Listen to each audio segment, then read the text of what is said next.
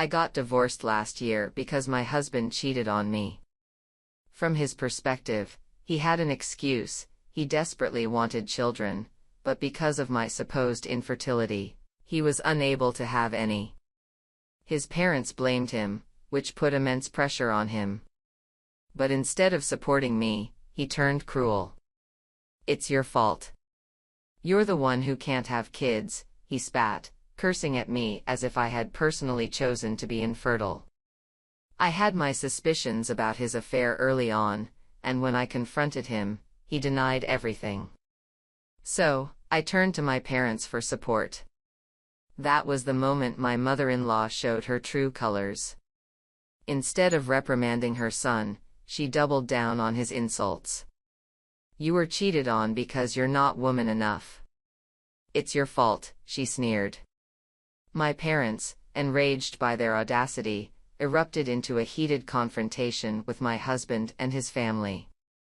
It escalated so quickly that he immediately brought in his lawyer, and we plunged into divorce negotiations. Thankfully, I gathered enough evidence of his infidelity, so he had no choice but to pay alimony. Though I received a lump sum and a small monthly amount from my mother-in-law, I wanted to sever ties completely. So, I arrogantly declared, "I'll take it all at once," and paid the settlement in full, ensuring I'd never have to speak to them again. I moved away and finally started to rebuild my life. To be honest, I was disgusted by the idea of marriage.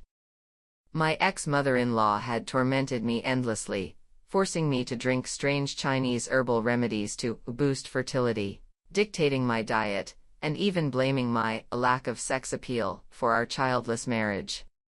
One day, she even shoved a set of gaudy, bright red lingerie into my hands, claiming it would fix everything. I was undergoing treatment. I was trying. And my husband? He was barely there, only showing up when it was convenient for him. And then I discovered his betrayal, and everything crumbled. But none of that mattered now. I lived alone near my parents, choosing independence over the suffocating expectations of marriage. One evening, my phone rang. An unknown number. Curious, I answered. "Hey, Ari. Long time no see." It was my ex-husband. My stomach twisted at his casual tone. "What do you want?" I snapped. "Don't be so cold," he chuckled. "I have some news. I'm going to be a father soon." I burst out laughing. "Oh, really? Didn't you say I was the infertile one? Come on, don't be like that. My new wife is pregnant. The baby is due in the fall. Mom and I are so excited." "Congratulations," I said dryly. "So, why are you telling me this?" "Well, Mom's worried you might get jealous and try to harass my wife and baby." I nearly choked on my disbelief. "You think I care?" "I told them you wouldn't, but they insisted I check in with you." "Don't flatter yourself," I said, hanging up. Days later, my phone rang again. I ignored it. Again. And again. On the fourth call, I picked up. "What now?" I groaned. This time, his tone was different. "Ari, I need your help." He sounded desperate. "Not my problem." "Please, listen," he pleaded. "The baby, the doctors say there might be complications. It could be congenital. They might need surgery immediately after birth. And, we don't have the money." I remained silent. "Ari," he continued. "Could you give back the alimony? Just lend it to me. Please." I nearly dropped my phone. "You want me to return the money you gave me for destroying my life?" "It's for the baby," he insisted. "That baby has nothing to do with me." "Don't ever call me again," I said, hanging up. Then, I blocked his number. That night, there was a commotion at my parents' house. My sister called me in a panic. Mom-in-law's here. She's making a scene. I arrived to find her screaming at my parents. Your daughter is a thief. Give back the 3 million yen. It was alimony. I shot back. That money should have been for our future, not your selfish greed, she shrieked. I signaled my sister to call the police. Within minutes, they arrived and dragged her away. I thought that would be the end of it.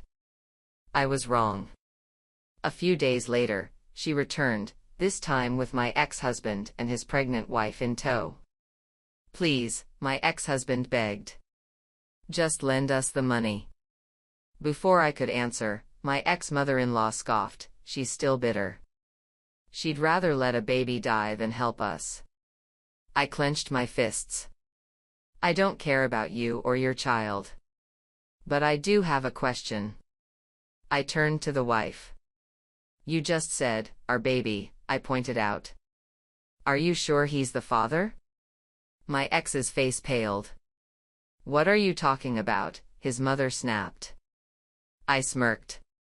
Didn't he tell you? The infertility treatments? He wasn't supporting me through them. He was the one getting treated. Their faces froze. It's a lie, my ex-husband stammered. I pulled out the medical records. Here. Proof that he's infertile. Silence. Then, my ex-mother-in-law staggered back, her world shattering. My ex-husband turned to his wife, desperate. But she only clutched her belly, looking at him in horror. I shut the door in their faces. I never heard from them again. A month later, I received a letter from my ex-husband. Apologies. Regret. A broken man acknowledging his past mistakes. As for the child, he chose to raise it as his own. Karma always comes full circle. And as for me? I've moved on. I have a new partner now, and I'm expecting a child of my own. Life has a way of making things right. That's all for today's video. Don't forget to like and subscribe. Until next time.